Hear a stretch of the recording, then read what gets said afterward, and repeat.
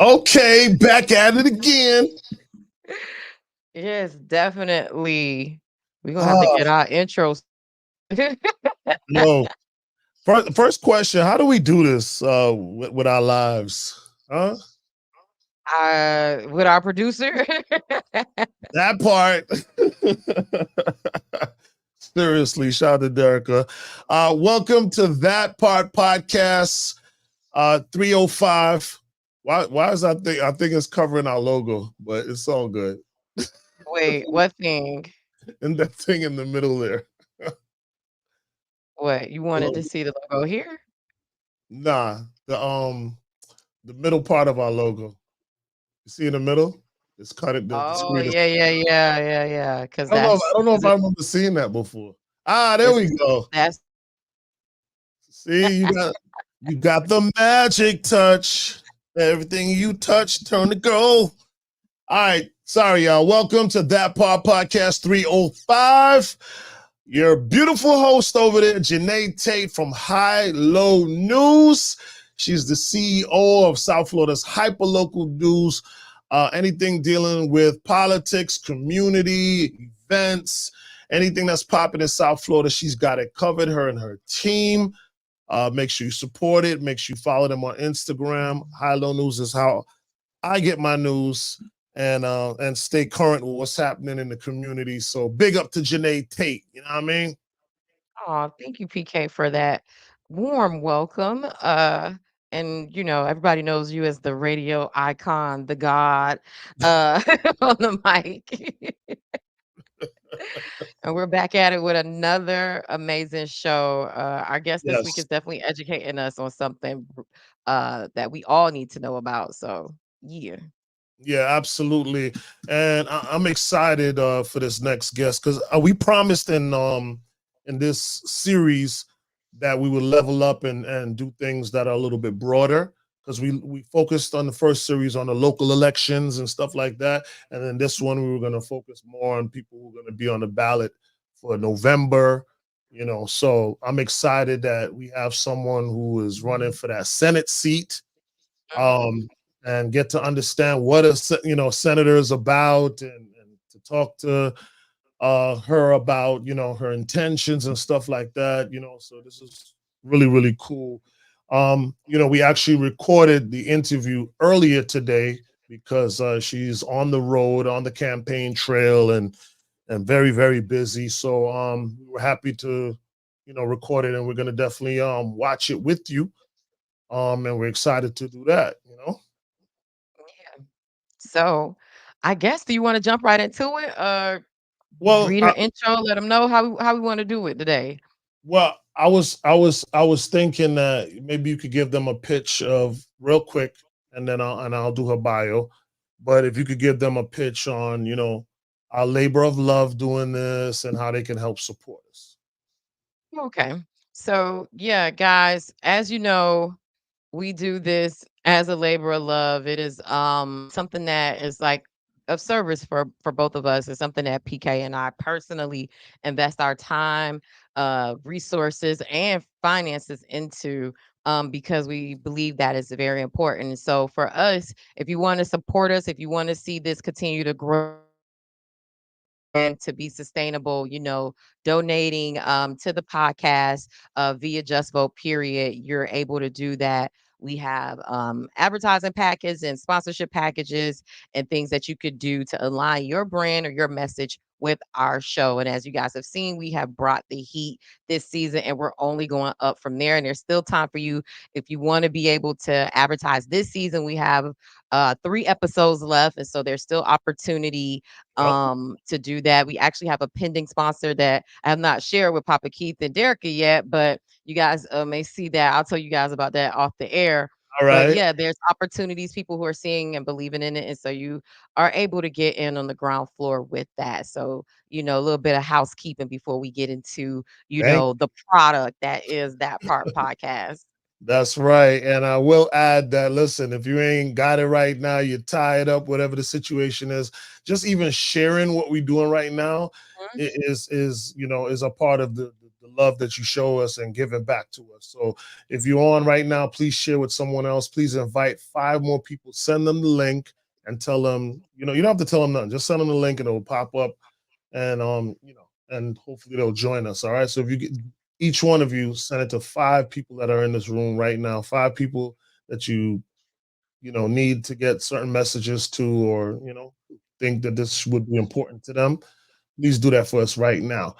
And so want me to get started? Yes, let's get into it. All right. Without further ado, our guest today, Debbie Mucarsel. And I had to enunciate that because when you look at it, you're not sure. Debbie Mucarsel-Powell is an American politician and academic administrator who served as the U.S. representative for Florida's 26th congressional district from 2019 to 2021. A member of the Democratic Party, her district covered the southern part of Miami-Dade County, including Homestead, as well as the Florida Keys. She was the first Ecuadorian American and first South American born immigrant to serve as a member of the U.S. Congress. She was defeated, unfortunately, in 2020 in a re-election bid by Miami-Dade County former Miami-Dade County Mayor Carlos Jimenez. As Congresswoman, she supported and voiced support for ousting President Nicolas Maduro of Venezuela. Before entering politics, she worked for various nonprofits, including Hope Center, Zoo Miami Foundation, and the Coal Restoration Foundation. She was also the Associate Vice President for Advancement and later an Associate Dean at the FIU Herbert Wertheimer College of Medicine. In August of 2023, she announced that she'll be running for the United States Senate in 2024 against incumbent Republican Rick Scott. She won the Democratic nomination for the seat August 20th, and now she'll face Scott in the general election this coming November 5th. Ladies and gentlemen, boys and girls, we are happy to bring on as our Series 2, Episode 5 guest, the one and only Debbie Mucarsel-Powell. Welcome to That Part Podcast. Hey! Hello. Thank you so much. We are honored to have Ms. Debbie Mucarsel-Powell here. And we just ran through your bio, so everybody knows how amazing you are, and all your accolades. The thing I'm hung up on is just the fact that you're the first South American-born immigrant to serve as a member of U.S. Congress. I think that's a big standout there. So that's awesome. Well, thank you so much, Janae and Papa Keith. Look, in Spanish we have a saying, "Con tu reflejo," which means I am where I am, and I am as great as I am with your reflection. It's because of the two of you and so many people that have been here in the state of Florida, Floridians that have been working so hard to support me in this race for U.S. Senate to defeat Rick Scott in November. And also the people of South Florida that believed what was possible when we came together. And that's how I became the first South American immigrant to serve in Congress. It was because of the people of Florida. And that's what I want Floridians to remember, who we are, that we are one strong, diverse, and united state here in the state of Florida. We have been hijacked for quite some time, and we have to bring it right back. And so that's what I'm seeing everywhere I go. That's what's up.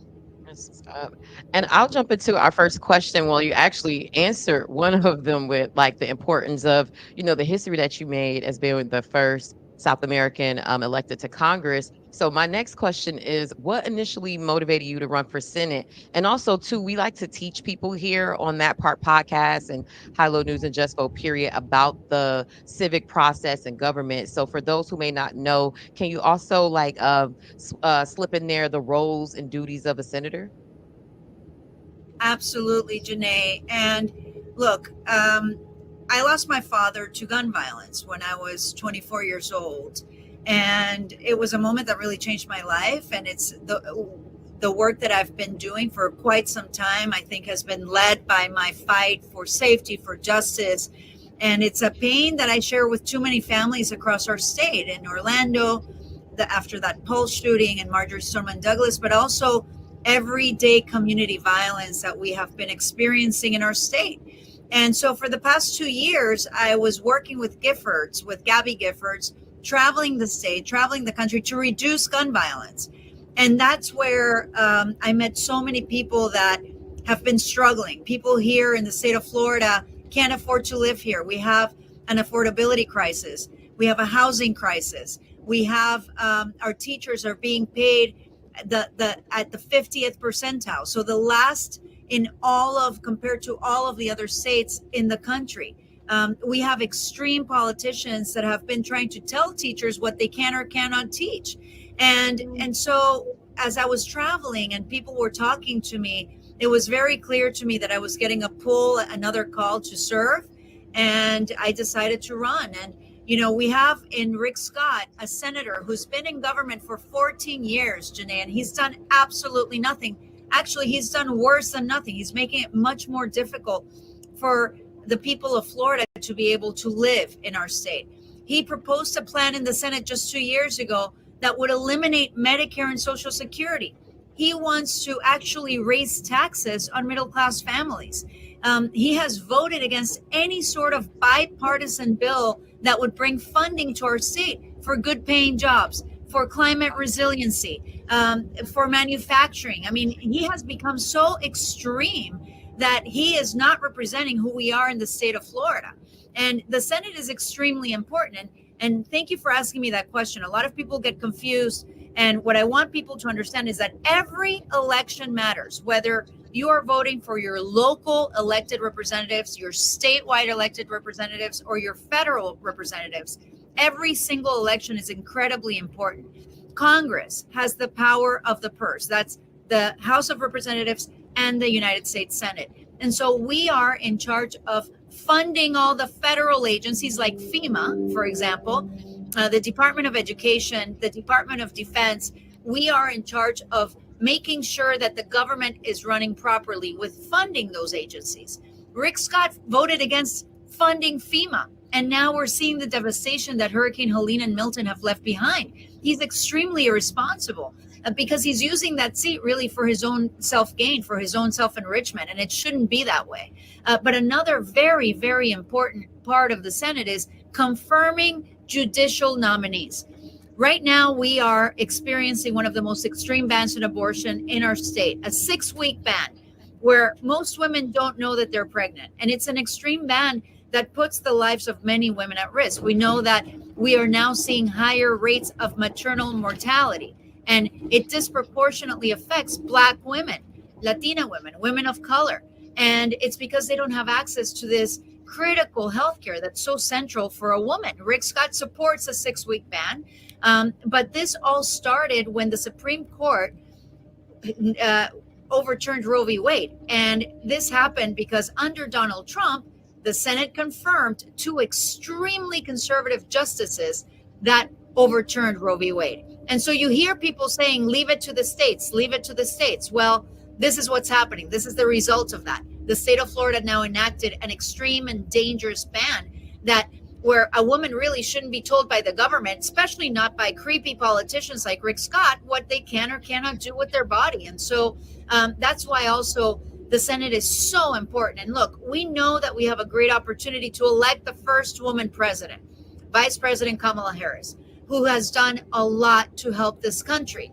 But if Rick Scott gets reelected and he goes back to the Senate and we don't keep the Senate majority, they will push for a national abortion ban, and they won't allow the Vice President, the President Kamala Harris, to build on the progress that we've already seen. And I understand that Floridians are hurting right now. And that's why it's important for them to understand that much of the pain and the struggles that we're facing in Florida, it's not because of the federal government, it's because of politicians like Rick Scott and the governor that we have right now in office, because they have refused to expand Medicaid when the federal government sent that assistance. They have refused to actually accept assistance right now for the natural disasters that we're experiencing. And I've been on the ground. I've seen that these families need so much help. We should have a good and strong coordinated effort with the state officials and the federal government, and it's just not happening. People need to start paying attention and getting more involved. Well, listen, thank you for answering that. You've been doing an amazing job by pretty much answering the next questions that we have for you. So, Janae, I'm skipping to another Sorry one right about now. that. No, you're good. You're really good, because we're going to talk about, the affordability living here in South Florida. You touched on that. But immigrants have been a big part of the political conversation here in the United States, and immigrants have also been the backbone of the state here that you're running to represent. What is your immigration experience, and how does that inform how you will govern if you're elected? Yeah, I came here when I was very young. My mom had the incredible courage of bringing my sisters and I here to give us a better life, to give us opportunities, and also for safety.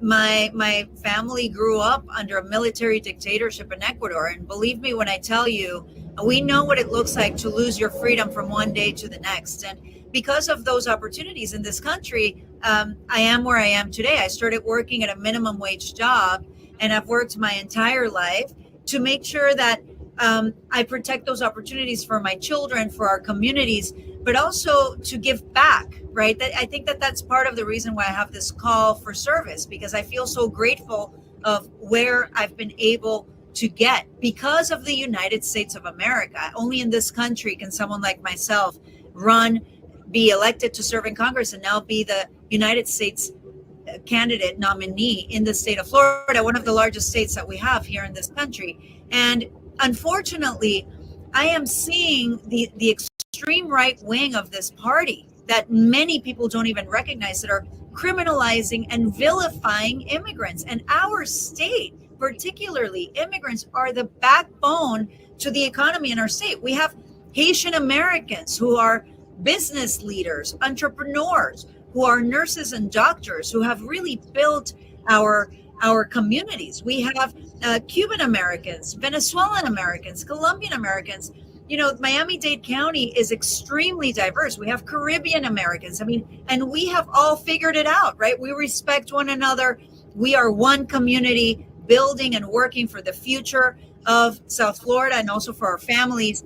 And the vilification of immigrants that we're hearing from the other side is extremely dangerous, because it's inciting violence, and it needs to stop. We need to, of course, protect our border, but we also have to figure out ways to provide legal pathways to those people that are coming here to work, to the people that are leaving dictatorships, that are seeking refuge. We have Haitians that are living in a country filled with gang violence. Instead of criticizing Haitian Americans in Ohio, I would suggest that Rick Scott starts paying attention to the gang violence in Haiti and stop the gun trafficking that we continue to see that's going into that country. It's shameful that he's done nothing to try and protect the safety of Haitians. That's part of the reason why we have such a huge number of immigrants that are trying to come to the United States. So from my experience, I want to celebrate our diversity,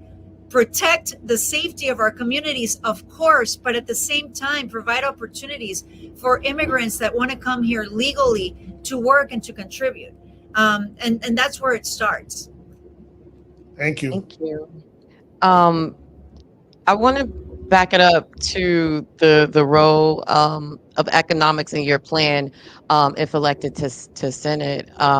Florida is one of the least affordable places to live in the country. What specific plan do you have if elected to support economic opportunities, particularly for people of color? Yeah, Janae. And from the very beginning, when I decided to run, I started looking at ways that we can help, because everyone's struggling, right? The majority of Floridians just cannot afford to live in Florida. So I released an affordability plan that's on my website that if anyone would like to check out, go to debbieforflorida.com. It's there, it's listed. There's a bill. One of the things that I was looking at is housing. There's a bill that I can introduce that would lower the price of property insurance rates by 25%.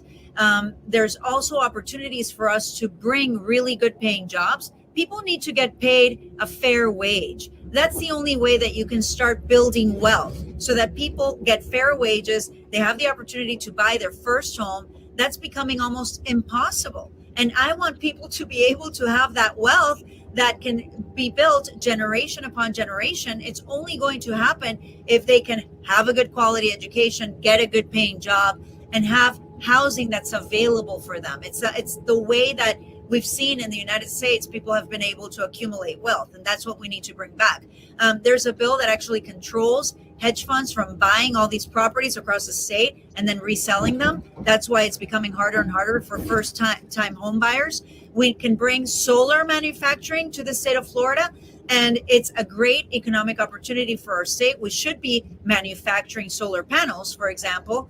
We're not doing that. We only have 2% of the solar panel manufacturing in the state of Florida, and we're the Sunshine State. And those are jobs that pay very well, and you don't necessarily have to have a 4-year degree to get those jobs. But we need to bring business investments, right, Janae? How is a company going to bring their company headquarters to the state of Florida when they're not getting good quality education? Teachers are not being paid fairly. They're trying to cancel some of the sociology courses, gender diversity programs.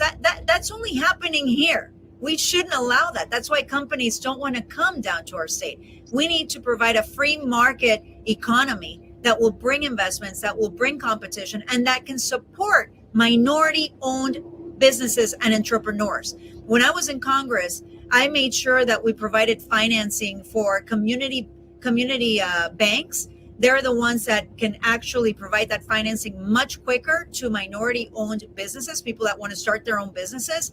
There are a lot of ways that we can support Black and Brown-owned businesses through financing. But of course, someone like Rick Scott is never going to think about that. Someone like myself that started with nothing, I'm thinking about ways, okay, if I can make it, I want everyone to make it. And how do we make that happen? Part of that is having access to finance. Thank you.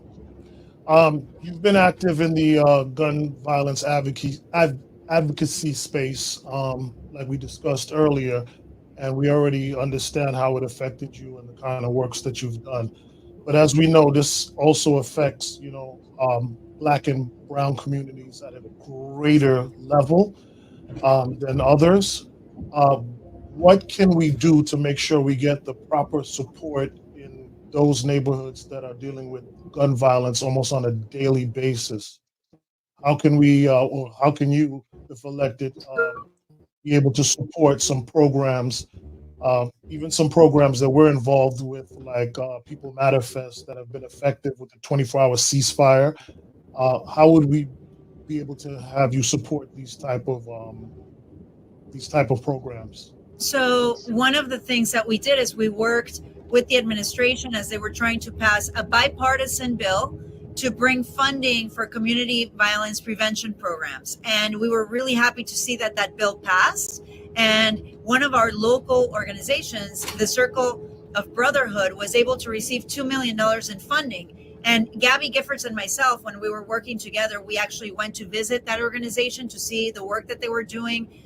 We advocated and helped so that they can have access to that financing. And so, unfortunately, like I said, Rick Scott voted against this funding. It's so shameful, because only local community organizations like the Circle of Brotherhood and so many others that are doing really great work, they understand their community and they need that support so that they can reduce the violence that they're seeing in their communities. And it supports mentorship programs. It supports work training skills. It supports after school programs. We need to take care of our families, our youth. And really, another thing that I want to do is pass a universal background check bill, like I mentioned, because that would prevent people with very violent criminal backgrounds to have easy access to weapons. Everyone agrees with that.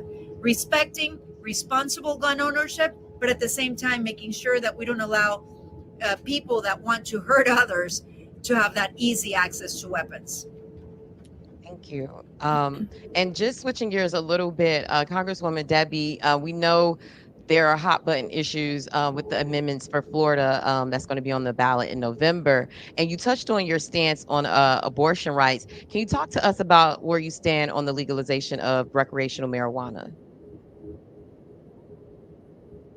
Yeah, and Janae, let me start by saying, I'm a mom. I have 3 kids. I wanted to make sure that I understood what this amendment meant, right, before I made a decision. But I am a firm yes on Amendment 3, and I'll tell you why.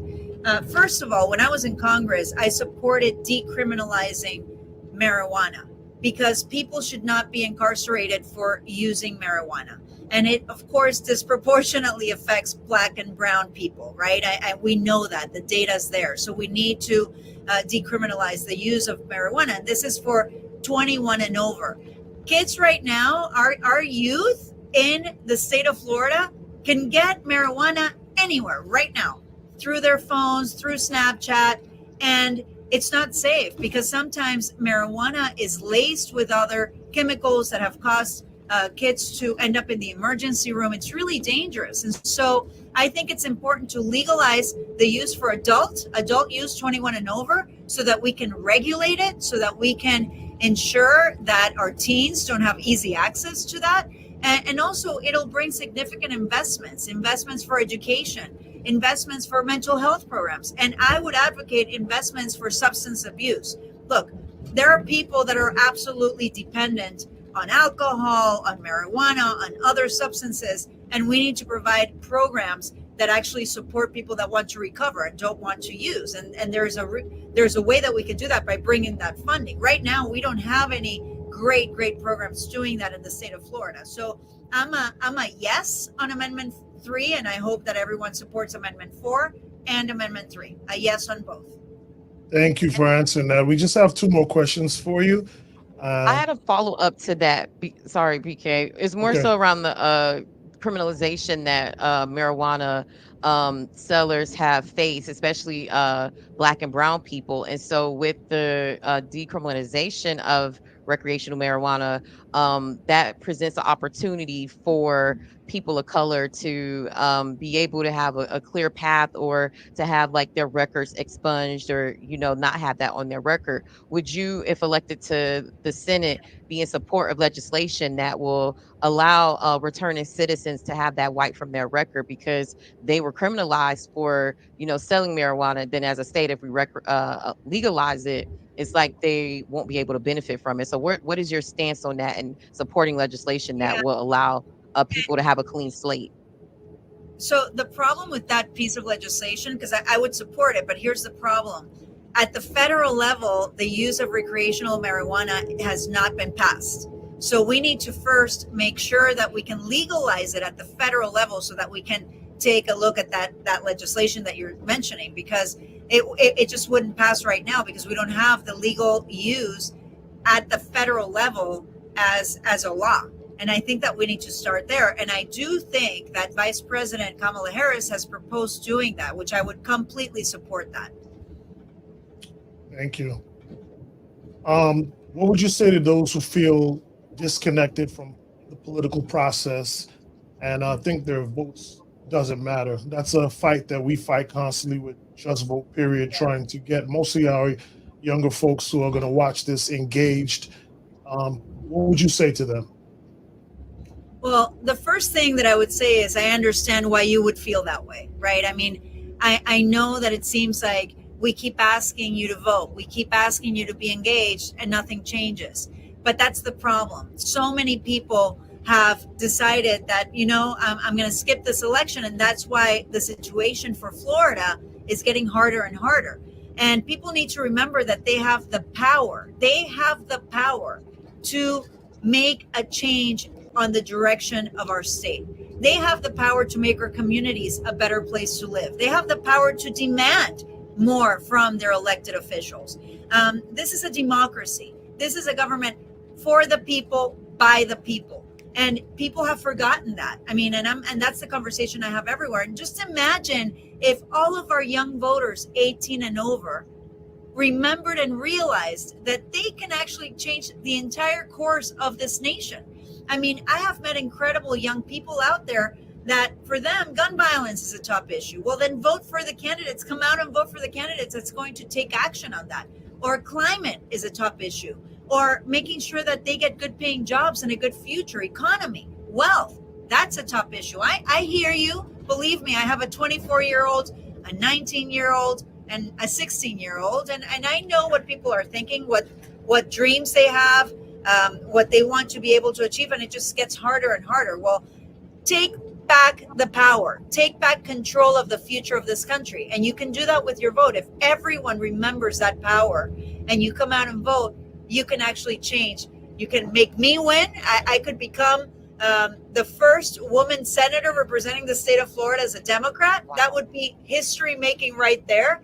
And we can do so many things, but we can't with the current elected officials that we have. We can't under extreme MAGA, and extreme MAGA is Rick Scott. And before we let you go, as you're there on the road on your world tour, we want to know, what should people know about you, and why you're running, and what is something that you want to leave our audience with? I want people to understand that I'm just like them, really. My life has been filled with struggles. It's been difficult, challenges, working really hard to be able to just make it. I know what it means to live paycheck to paycheck. I'm the youngest of 4 sisters. I lost my father to gun violence. We had to leave everything behind, come to this country, start with nothing. And I know how hard it can be because I've been there. And that's the story that I bring to the United States Senate, that I want to make it so that Floridians don't have to struggle as much. I want our state to be the leaders in economic innovation, in research, in small business ownership, in trade and commerce. I want our teachers to have a great career teaching and guiding our children. We should be leading the nation in reducing gun violence. I mean, there's so many things that we can do because we have an incredible state, and I'm very proud to be a Floridian. I have to tell you, now that I've been traveling the state for a long time, we have incredible people all across the state. The fact that we've been hijacked by really terrible politicians doesn't really reflect on the values of who we are. And we need to remember who we are. Be proud of it, take control, come out and vote, and have someone like myself that understands what you're going through to be working for you and not the other way around. Rick Scott is only going to continue using that seat for his own self-gain. I keep saying that. He committed Medicare fraud. The man has been in office for 14 years and he's done nothing to make our lives better. I will be fighting for you. That's what I want everyone to remember. Wow, and how can they follow you, your website? Like, give them the information on how they can connect with you. Yeah, please. If you're listening, go to debbieforflorida.com, sign up to volunteer. We're doing text banks, phone banks. Also, contribute if you can, even if it's $1. I want everybody's name on that list. We already have tens of thousands of people supporting this race. Follow me. I'm on all social media, including TikTok, by the way, at Debbie4FL. At Debbie4FL is my handle, and you'll see everything that we're doing in these next 3 weeks traveling across the state. I gotta give, before you go, I gotta give your team props on that commercial with the snake. Well, it's time that we get rid of some invasive species that we have here in the state of Florida. Hey, that was so good. That was so good. I love it. Hey, listen, all the best, Debbie. Thank you so much for taking the time to talk to not just us, but our people who are going to be watching this, educating them, let them know what you're all about, the plans that you have for our lovely state that we all love. Thank you so much. I thank the two of you for being wonderful and putting this out there. That's how we win, making sure people are well informed. And I'll come back whenever we can. Let's make it happen. But thank you for having me, and let's do it. Let's win. All right. Good luck. Thanks, Debbie. Safe travels, Congresswoman. Thank you. Bye. Nice. That was good. Good interview. And I see the comment section was going as always, and people were feeling what she was saying. So that's always good. Yeah, it was on and popping. We recorded that earlier today, literally just before my radio show. Then I had to do my radio show and then come back, and now we here live with y'all. But that's a part of it, right? We're asking the hard questions and the truth from these people. So although we're trying to put out a good product, we have other responsibilities, our lives, and we're gonna be as honest about it as we possibly can too. Let y'all know how real it is. But this is again how important that we find the work that we're doing. And we always have these sidebar conversations. First of all, we're in the aftermath right now, so we do have conversations. We are gonna go over the interview with Debbie, with all of you. We're gonna take some of your questions, comments, and we're just gonna go back and forth. But again, this is, something that we believe was, more important for you to understand. Like, when you start off doing something just for your friends and then it turns out to be something bigger. So this was really just for like my friends to understand and give them an easier way to swallow the information and to connect with some of the politicians. And now we've decided to really make it into something special with That Part Podcast 305 and offer it to the world. So this means a lot to us. No, definitely. And guys, I know some people are like, wait, are they live? Are they not live? Like we decided to do this like gamers, and we did it with the start of with the DL interview. We were watching it live and we wanted to see your live reaction. So we kind of liked it, and I call it like our gamer energy where we're on the Yeah. side watching. So I got a few text messages like, wait, are y'all live? What's going on? Right, So right, we yeah. are, but we've been pre-recording our interviews and watching it live with you guys in the moment, just to, add to The that commitment energy. is real. Yes, like Commitment is so real. that we like actually seeing that, but I actually like seeing the comments in real time and the reactions to like our questions and what people are saying. So yeah, that's what that is. I wanted to give give y'all an explanation. Good idea. Good idea. Probably what the hell? I know they were like, wait, somebody was like, wait, Papa Keep got on a different shirt. What's going on? There's two of them. He has a twin. I That's actually what's decided to put on back on the same clothes just up. for that You ain't told me continuity. that. I would have done that. But I I said mean, I anyway. figured you would Yeah, have just yeah, did it. yeah. I wasn't going to work like that, so that's what happened.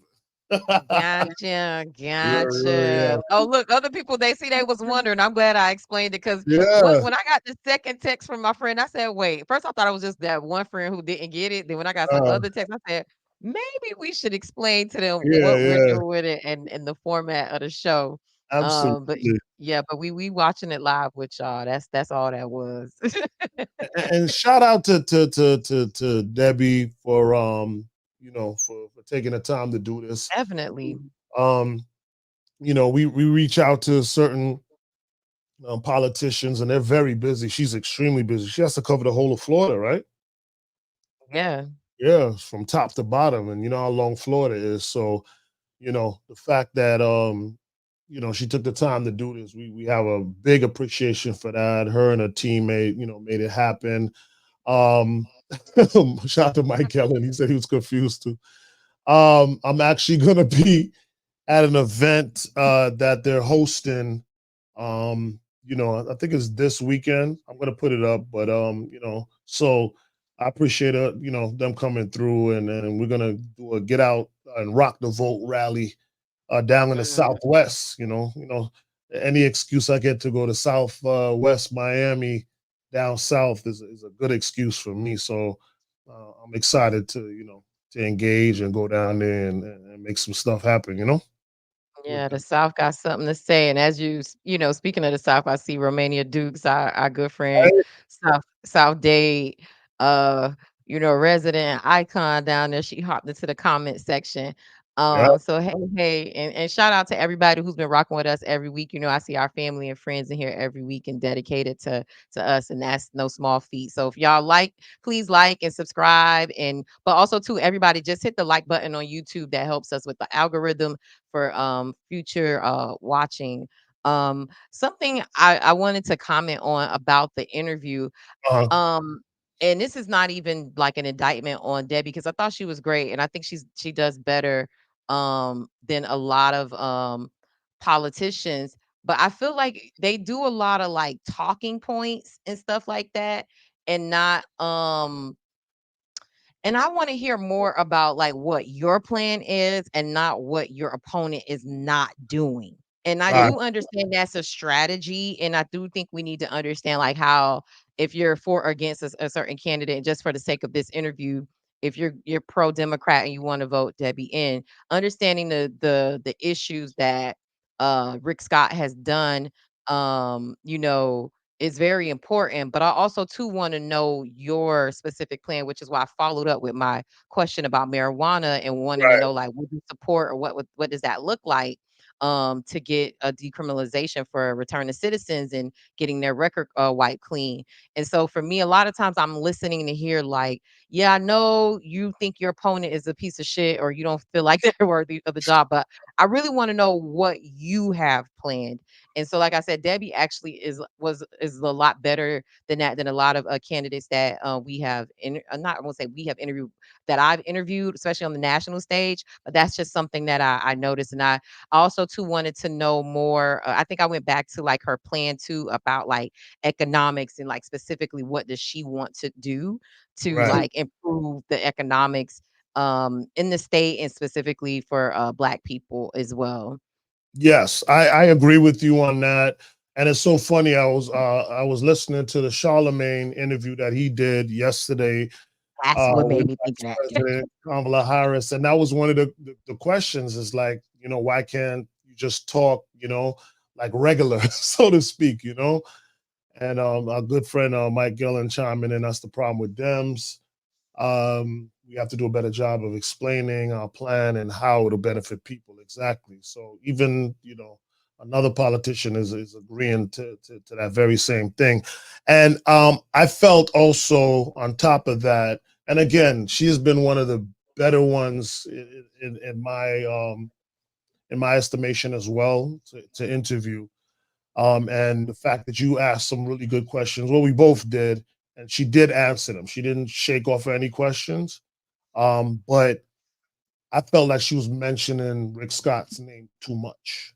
You know what I'm saying? Yeah, a So little I bit. think right. So I think it goes in line to what you're saying, because if now you're going to be mentioning his name, then you're going to be talking about something he's either not doing or something that a reason why he's not fit, for the office. Um, and I think what happens is that a lot of politicians may fail to understand like that kind of, also scares off people who just don't get it. You know what I'm saying? People who just very new and they just want to understand, they want to like you. You know what I'm saying? So in me trying to like you know, and you talking about somebody else, a lot, it kind of is like, you know what I'm saying? If they don't understand, like I understand stuff about Rick Scott. So I could be like, yeah, I get it. You know what I'm saying? Yeah, he probably Yeah. did that. Yeah, he probably whatever. But for a person who does not know Rick Scott, think about how that approaches, or think about how they're gonna take that, like, well, who is this person and whatever, you know what I mean? And now they may go and do some research on him, and now he talking shit about you. You know what I'm saying, in that research or something like that. And now they've gone into a whole whirlwind of stuff. But I do understand it as well. Again, it's no knock to her. Like 90% of the politicians do that. It's a part of how they campaign and part of how they, approach, that stuff. So we do get it. She's not wrong for doing it. We're just hoping like, damn, somebody would just kind of switch it up a little bit. Yeah, and I think too, as people, you know, are watching our interviews and as it, over time has legs and people come back to it, I don't think it's, like I said, an indictment of her or anything. Like I said, I think she's actually probably one of the better ones, but I do think there is a place for a conversation of like, what do we need to improve for election cycles moving forward? And that's something that I've seen a consistent complaint from people, excuse me. In the community about they want to hear more of the issues, how this is going to specifically affect me, my day-to-day life. Of course, the hits and insults at your opponent, like I know that's part for the course, but I also too want to hear specifically your plan and what you're doing. And like you said, a lot of times, sometimes these interviews are introduction for people to who you are. And so I feel like first, I think they're all following this formula that has just been what it has been for decades. And I think that the voting public especially in the United States, is getting more educated on the process. And so they're listening more intently, they're doing more research. Of course, during election season, it's everywhere. And so people are a little bit more in tune, and I think they know a little bit more. So it's kind of like, okay, yeah, you think that person is bad, but what are you going to do to benefit me? Why do you deserve my vote? What are you going to do around housing, crime, healthcare, infrastructure, foreign affairs? Like, I want to know your plan, not just what that person did that you felt like wasn't right. Because a lot of times we never really hear that. We just hear why that person's wrong for the job, but we never hear why you're right for the job. And just to take it to Kamala, who I'm like really being critical of, or why I'm saying this. And so let's just make it be clear to me, Congresswoman Debbie, who we just interviewed, did not do that to me. Like, I actually was thinking that doing when we were interviewing her, I thought she was good. I felt like Kamala, to me, it was a miss when she did not explain her plan for reparations. There is something that you could do on the federal level. There are certain things that she could do as if elected president.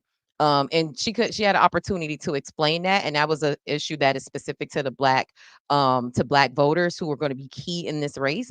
And I feel like it she kind of dodged it. She said it needed to be studied, but she didn't say, like, as president or if elected, this is what I can do, or this is what the start needs to be. And and then I feel like actually was an opportunity to really emphasize the importance of voting down ballot, because she can say, hey, this is only so much I can do as president, but if I have the support of the Senate and Congress, which you need to support candidates down the ballot who believe in the same things that you do, then we're able to get this passed. And I was like, that was an opportunity. I was a huge miss. And like, with her, I just hear so much about what Donald Trump hasn't done, or how crazy he is, or all this stuff. And it's just like, okay, yeah, they're eating the dogs. Like, we heard all of these things from him and all the craziness, but I'm like, I want to hear your plan. Like, I was a little disappointed, and I see that so much from Democratic candidates, and I feel like that's why they're starting to lose, their voting base. And kudos to black men for kicking that off, because y'all going in the small numbers that y'all did, but it was enough to get their attention. I've seen more now a black agenda than I have before, in like a serious plan, because I feel like they're like, wait, we're losing them. Like, they finna leave. Right. Well, I'll say this. I saw the funniest thing the other day. So, I like to digest my politics via comedy. So I'm a huge Bill Maher, Daily Show. I like to get my politics and news there. Besides Joy Reid and Katie Fang, they're different. But but the crazy part is, did you see the thing with Trump doing the songs, DJing? Oh, you and talking about his listening the party that he listening did? party?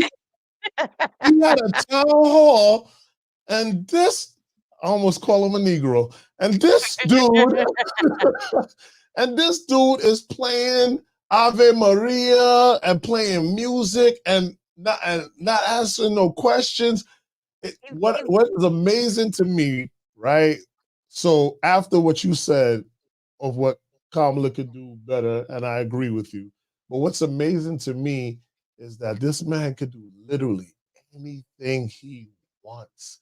And he said it from the beginning, like, I could shoot somebody in the middle of Times Square. And he's literally shooting people in the middle of Times Square with the way he's behaving. Oh yeah, he doesn't care. And it's all good. You don't see nobody questioning nothing. And then they have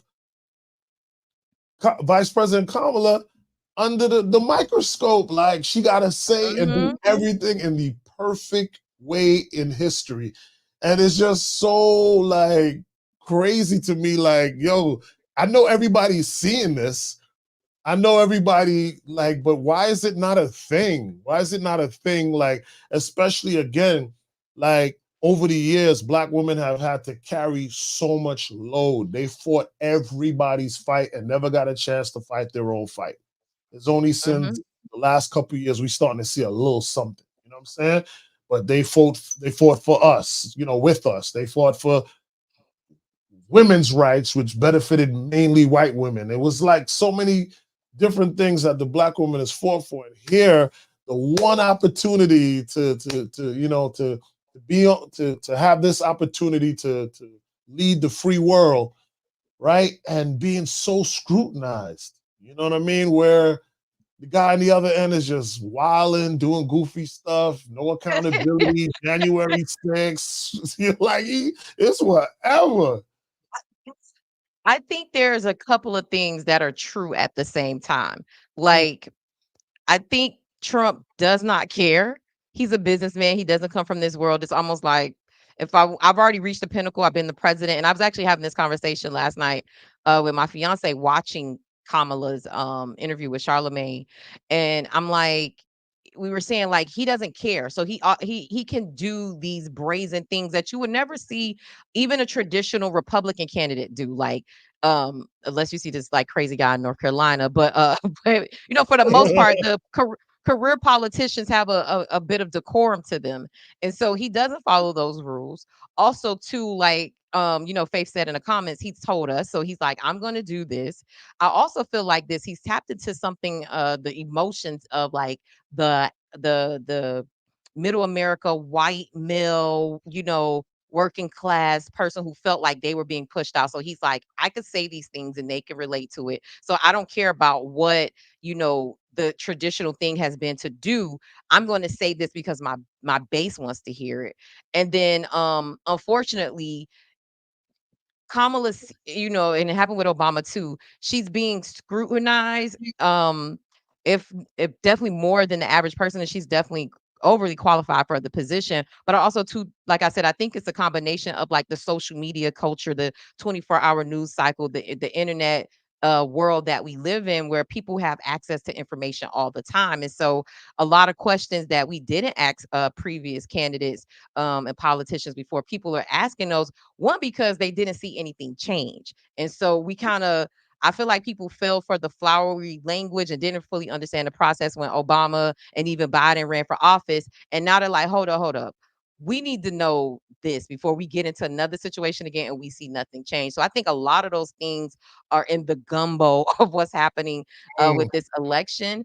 And unfortunately, like, now that we have our first black, strong black woman candidate for the Democratic Party, like she's under this scrutiny. And I just feel like it's like, dang, like it's almost like, well, these other people didn't have to go through that. Why does she have to? Like why does the one black candidate, a black woman candidate we have to go through this? But another part of me is like, well, aren't we supposed to be critical of our elected officials? They're not gods. They're not these kings and queens. Like we elect them to do a job for us, and we should be critical and we should want to understand what they're doing, what they're going to do for us. And so I have these two train of thoughts because I'm like, it's unfair. And I know there's these conversations, especially in the black community. It's like, we don't need to have these conversations right now. We need to wait until after the election. But a part of me is like, I think two things could be true at once. I could be critical and I could be questioning certain things or want to see certain things, but I could still feel like Donald Trump is not the person and I don't need to vote for him. Like, I don't feel like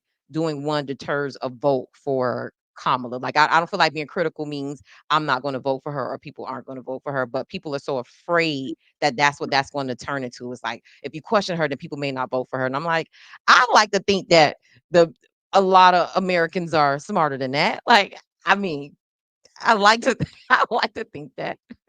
What do you think about people who at this stage of the game, let's call it, are undecided? Because that was another thing I saw, getting my politics through comedy. They were making fun of like undecided voters, like, well, what do you need to see? like, what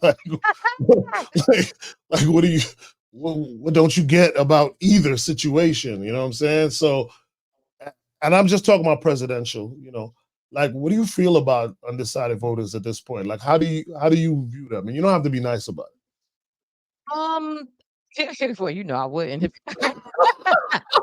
I think I think an undecided voter at this point is maybe trolling because I'm like I personally don't see how you can not have a decision at this point because so much information is out there. I feel like this, if you're truly undecided, that means like you're just not informed or you're not engaged at fucking all. Like You're that's just how I eating see shit. You're eating shit. That's how I feel, and I'm so happy you it. ended off that way because that's what I was gonna say. Like, if you're an undecided voter at this point, you're eating shit. You don't care. You're not engaged. You're not trying. You're not trying. So the Uh, easiest thing for you to say is that you're undecided, or maybe you just don't want people to know, or question you on it until you go into the booth, which I could understand that too. But just say that. Say that's my business, but don't say you're undecided. Because to me, if you're undecided voter at this point, like you're, like what what does research. that even And that's mean? the Are other you thing they say, voting? yeah. And that's the other thing I'm they say is like, oh, I need to do the research. Like, like research what? Like, like if you haven't done it by now, or you know what I'm saying, like you with the haven't seen presidents, it. and they're not new. I could understand if they were like two brand new candidates. One is literally the running VP, and the other one was a former president. Like, come on. Yeah, I think that's a good point too. Like what Derek is saying is like a lot of Gen Zers don't like the two-party system. I would even say millennials as well.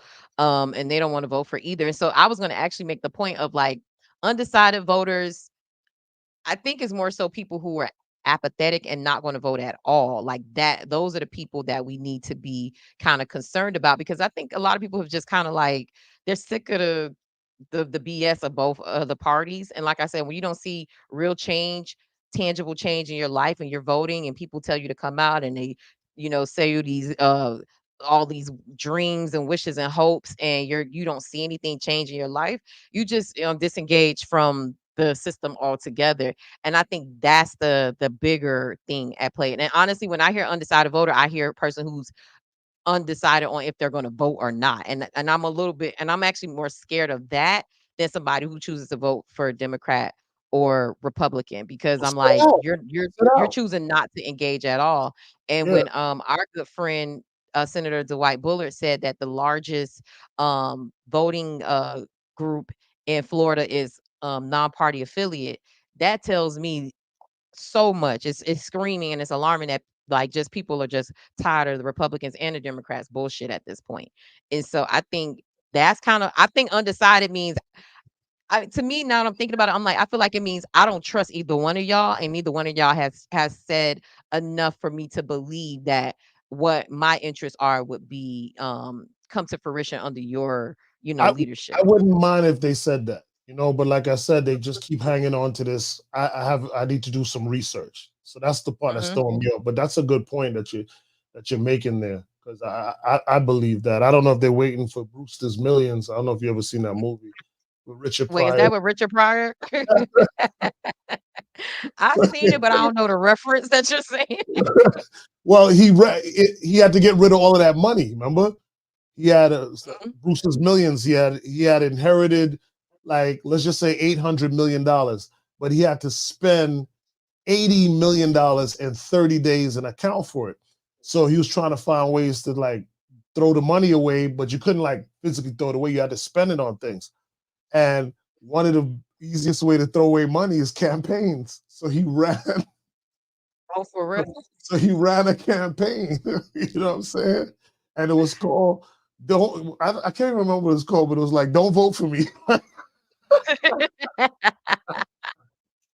That's It was a hilarious, but that lot of actually shit like shows that. a sign of our Yeah, political system. And yeah. even to bring it back to Congresswoman Debbie and her race against Senator Rick Scott, like I'm really concerned about what the investment or lack of investment has been from the Democratic Party to engage disenfranchised voters, Black voters, people of color, young voters. Because here's the thing: do you really want to defeat Rick Scott? Like, are you really putting the resources in to do grassroots, real, effective campaigning? And anybody in the comments, like, have you been seeing Debbie's ads? Like what have you guys been seeing from like PACs and the Democratic Party to support her? Because one of the key things to get change is, as we know, it's a number of systems. We have checks and balances with our Senate and our Congress and our state legislator. So I'm like, what has been the support to actually turn out the voters that you need to be able to see her to victory? And so to me, she's been, she ran a hell of a race in the primary, but when I looked at the numbers and what Rick Scott raised versus what she raised and the amount of people that showed up for him and the amount of votes that he got versus hers, I was just like, ooh, these numbers aren't numbering. Like it Numbering. didn't look, it didn't I was a little nervous about her chances to win just based off of the numbers from what he raised and the voter turnout for the Republican primary versus the Democratic one. And so I'm like, what I just haven't been seeing enough to be like to get the people to the polls. And I'm like, that's how you win to me. You got to get people excited to get to the polls. To me, the Republicans win when we stay home, when the populace stays home, because overwhelmingly, if it was a majority rules or popular vote, Democrats will win hands down all the time, but we have to show up. And that's been the issue. Like, I think most people actually lean more either liberal or moderate with their views, and they don't really side a lot with the Republican Party. But the Republican voters show up and they don't care and they go to the polls. And for whatever reason, the Democrat and moderate voters, they don't show up in the same amount of numbers. And that's the scary part. And so, I mean, I'm interested to know like what you've seen on the ground because for me, from what I've seen, especially from social and the little bit that I have been able to interact in South Florida, I don't see a lot. Like I feel like I made a comment on social media that the energy was different when Obama ran for office, and I know we're talking about senator race and the presidential race, but more so too because that stuff helps down ballot candidates. Like I was like, there were concerts all the time, there were celebrities, here all the time. I remember I was volunteering at the time in college, and I don't know if people know who Marissa Tomei is, the actress. Like Yeah, we were in the my cousin same. Vinny. Yeah, like so, like we were together phone banking together. Like, Right. like and so I'm like, it was people coming to the Obama offices to like celebrities and people. So it was fun. It was this energy. And I felt like Kamala had that. And I was really excited too. I was like, oh, this is gonna help down ballot candidates, which is part of the reason why they kicked Joe Biden off the ticket. Let's be real. So I'm like, the fact that they didn't drum up that energy. They didn't take a little bit of that community organizing energy from what Obama, like that blueprint he had. I was like, he had a winning blueprint. Why wasn't that duplicated? They didn't even take the energy from from Hillary.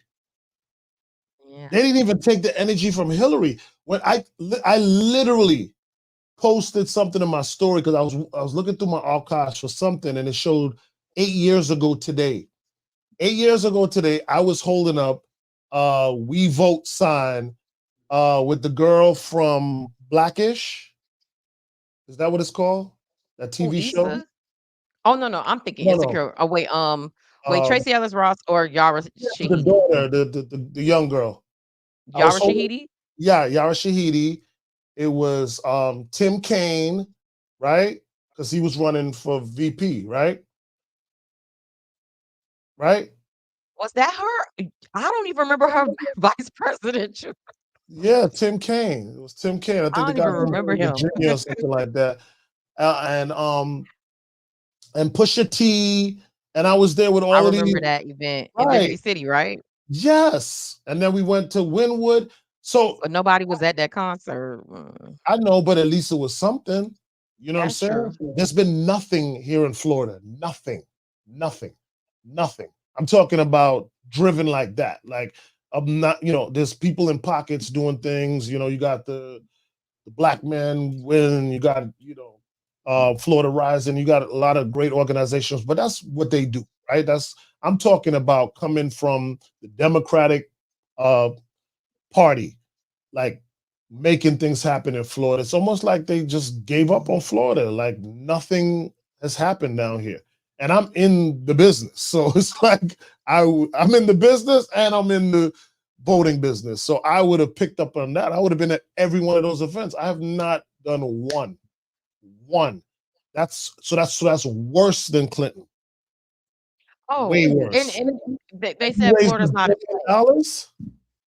after the loss of the election from Andrew Gillum and what happened in the midterms.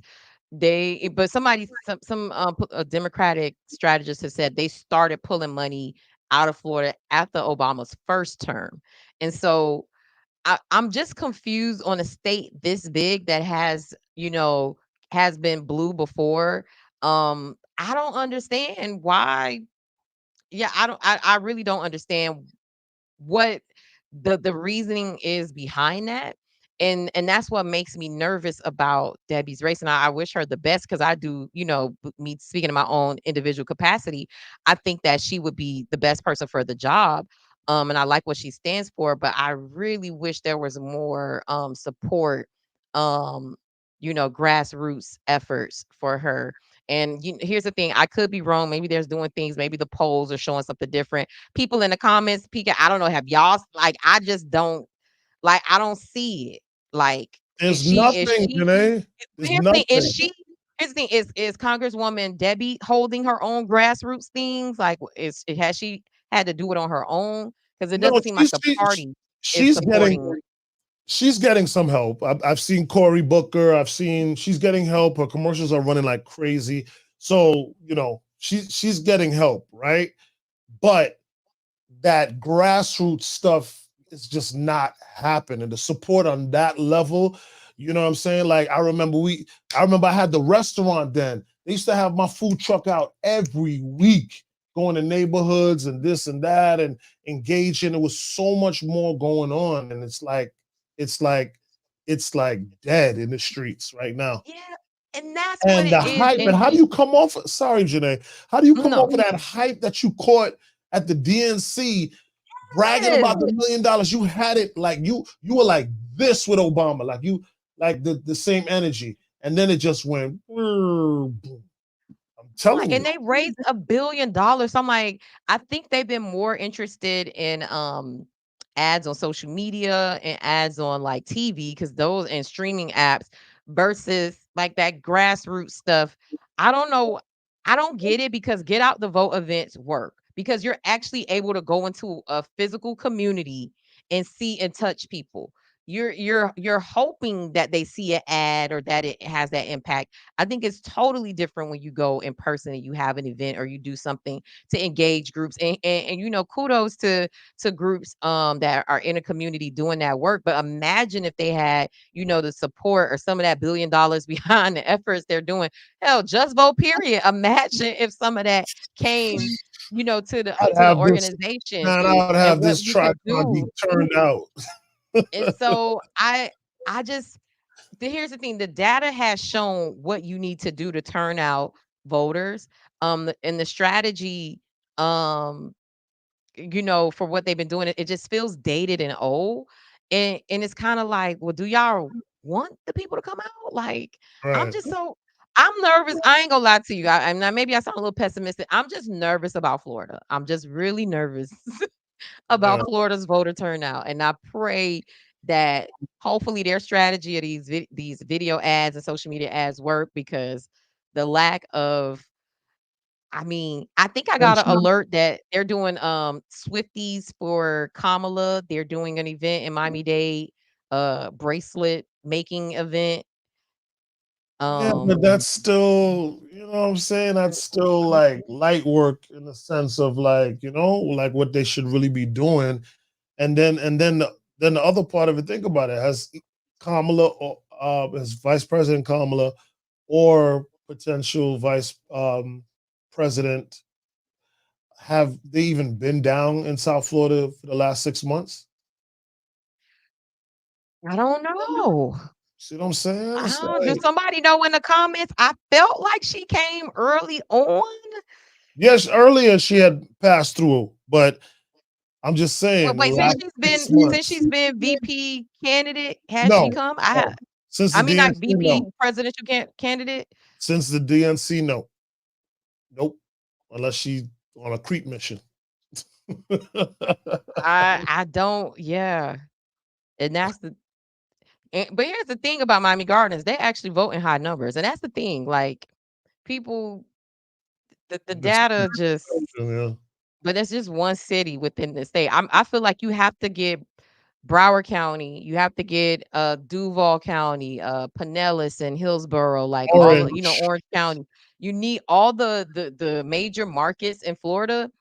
To me, that's the strategy to win. Like, you turn them out, because then you'll have the numbers to be out those little counties. When you see them watching that CNN report and they're like, Lee County, this county, like, you're like, oh damn, it went red. Like, when you're watching that on election night, you're like, And Like, I feel like you just see the like about 7 blue dots, but those are the most high concentrated areas anyways.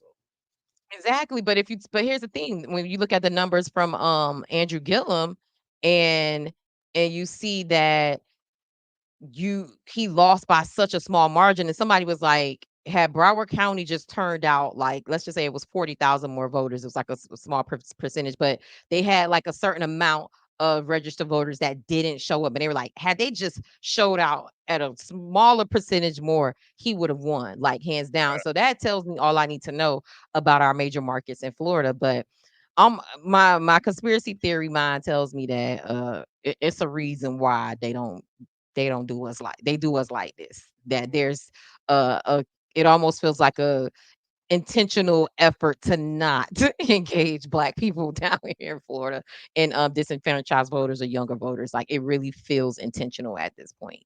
Well, you get what you pay for. And why don't you want to pay for it, Democrats? Do Mhm. y'all not care? Or y'all just want to I feel like this, they just want us to hand it to them. And that's the weird part. It's like they want to see the people come out and then it'll be in play Right. versus like, After we make it happen, like a Georgia thing. After we make it yeah, happen, then like, yeah, now.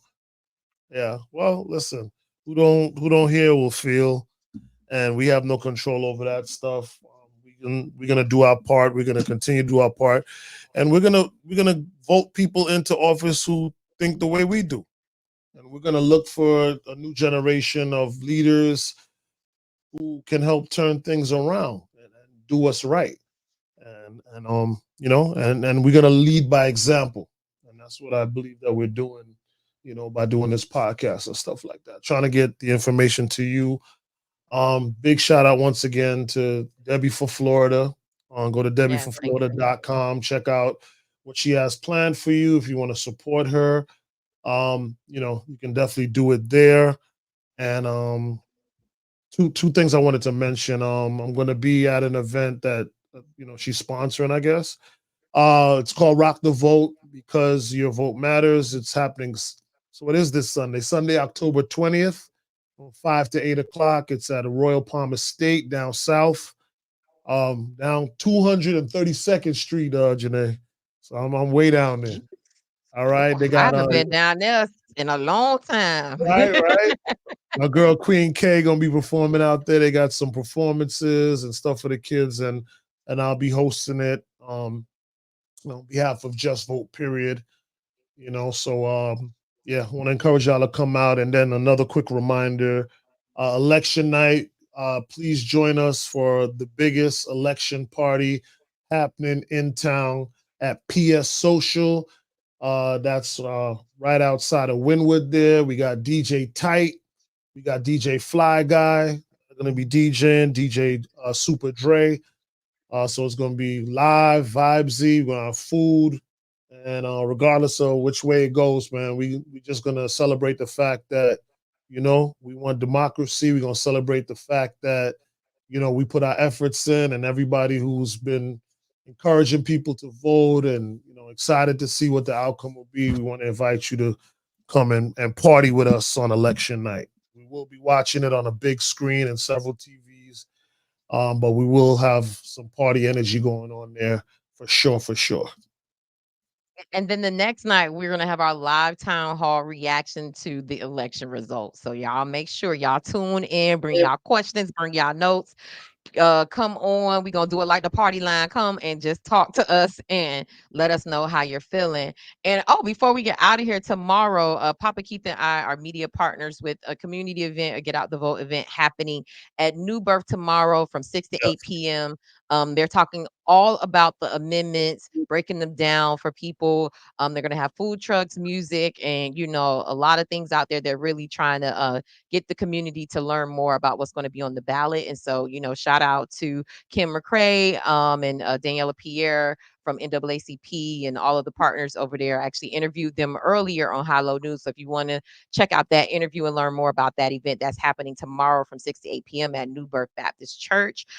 We also have a post with the flyer and information on High Low News.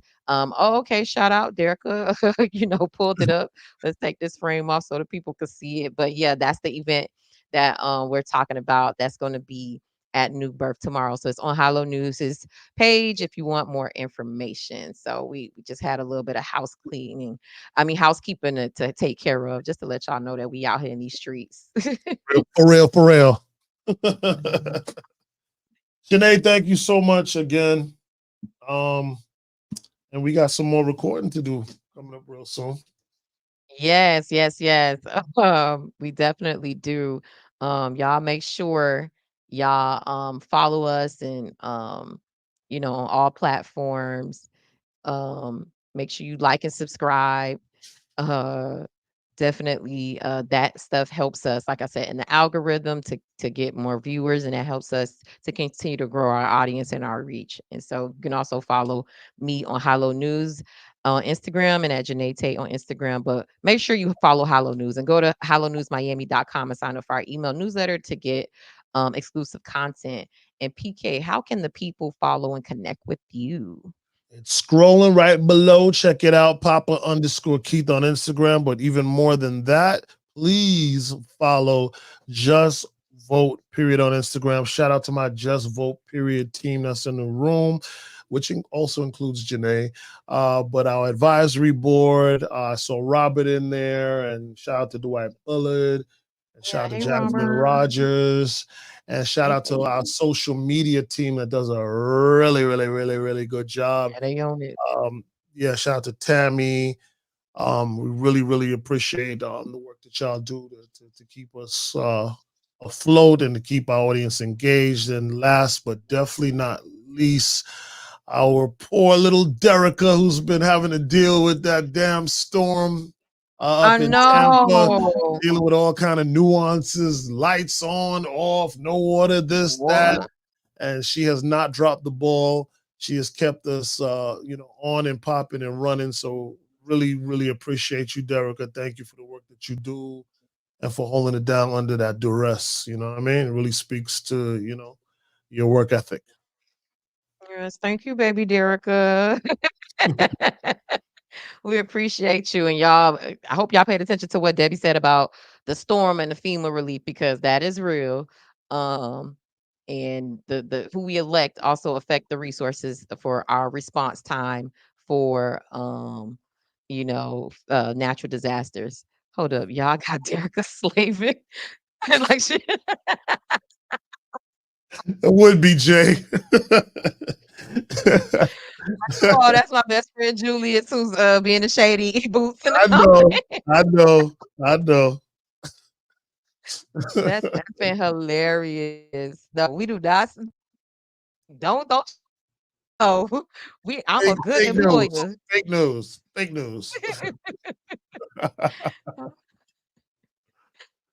y'all for watching. Yes, we appreciate you. Till next week, same time, same channel. You know what I mean? We got a nice guest for you, switching things up a little something. And then we working on and then we working on another big one to try to cover all the bases of the different candidates that are, we working on some stuff. Next week we have a Black Republican who's coming on. He's a think syndicated radio host. I think he works for Radio 1 out of Atlanta. His name is Shelly Winter. He's coming on next week. He actually was on CNN today. I saw him on Roland Martin. So cool. Yes, and so I'm gonna send y'all that clip, our production team. But we wanted to bring a different perspective, and I think that's going to be really cool for us to be able to ask him some questions as a Black Republican. How do you reconcile, or how do you still support? What you said? How do you sleep at night? I'm kidding. I was there once. I'm kidding. Look. I think it's gonna be good. So y'all bring y'all comments, y'all bring y'all questions. I do think Commercial King's gonna really like that interview. Oh man, I'm inviting K-Lox for sure. You crazy. Oh my gosh, that's funny. All right, y'all. So are we signing off? Yeah, we out here. Good night, y'all. Peace.